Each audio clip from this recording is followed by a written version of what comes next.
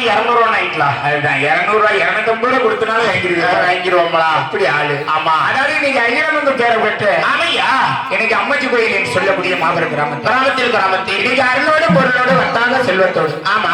அதாவது அருளோடு பொருளோடு வந்தாத செல்வம்னா என்ன தெரியுமா? என்னையா? அதாவது வத்தாத செல்வம்னா இன்னைக்கு செல்வத்திலே சிறந்த செல்வம் என்ன செல்வம்? என்ன செல்வையா? மாமியா செல்வம். எப்படி இருக்கும்? எப்படி சைஸ் பத்தியா? நம்ம வேற என்னையா? மைனி செல்வமா? நான் பல்லு கூட தேய்க்கப்படுகிறது. அதாவது செல்வத்திலே சிறந்த செல்வம் இன்னைக்கு. ஆமா ஆமா. குழந்தை செல்வம் பத்துக்கு குழந்தை செல்வம் ஐயா. நீ திருக்குறளுக்கு பேராத செவி செல்வம் அச்செல்வன்றாத. ஆமா.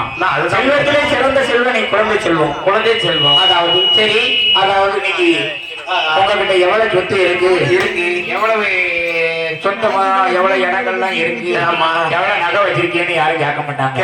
இருந்தாலும் கேட்பாங்க, புரோட்டா வச்சிருக்கா, எங்க வீட்டு வச்சிருக்கா, ஏக்கர் வச்சிருக்க எல்லாம் கேட்க மாட்டாங்க.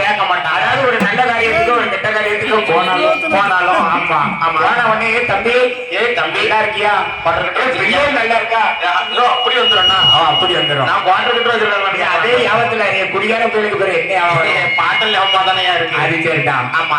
அது அந்த செல்வத்திலே சிறந்த செல்வம் இன்னைக்கு குழந்தை செல்வம் தான். பார்த்து பிள்ளை செல்வம் தான். அந்த பிள்ளை செல்வத்துக்கு ஒரு குறை கிடையாது. சீர்வாழ்ந்து பிறந்த 2 செல்ல மகளும் இன்னைக்கு சீர் கொடுத்த பிறந்த 2 சிங்க குட்டியும்.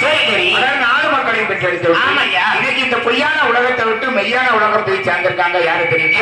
அதாவது நம்ம பாட்டி இன்னைக்கு பார்வதி அம்மா என்று சொல்லப்பட்டவங்க. அதாவது பார்வதி அம்மா பாட்டி எங்களுடைய வாசல் இன்னைக்கு 4 மக்களும் மற்றும் சொந்த பந்தம் உற்றார் உறவினர் மக்கள் மருமக்கமாறு பேரம் பேத்தி இன்னைக்கு பக்கத்துல இருந்து அதாவது முத்து போல கண்ணீர் முகமெல்லாம் சூழவட்டியா பவளம் போல கண்ணீர் இன்னைக்கு பக்கமெல்லாம் சூழவட்டி கட்டி போல கண்ணீர் நம்ம தாயாருடைய காலடியில சிந்து வெட்டி பக்கத்துல இருந்து பின்னணிமா இன்னைக்கு பக்கத்துல இருந்து இப்படியெல்லாம் சொல்லி அடுத்து வேதனைப்படுவா ஈன்னுட்டு போயிட்டு. ஆமா அதான் சரி. அதாவது அப்படி நம்ம தாயார் இறந்துட்டாங்க சொல்லி அந்த 2 பின்னணி வாழ பக்கத்துல இருந்து சொல்லி அடுத்து வேதனைப்படுவா.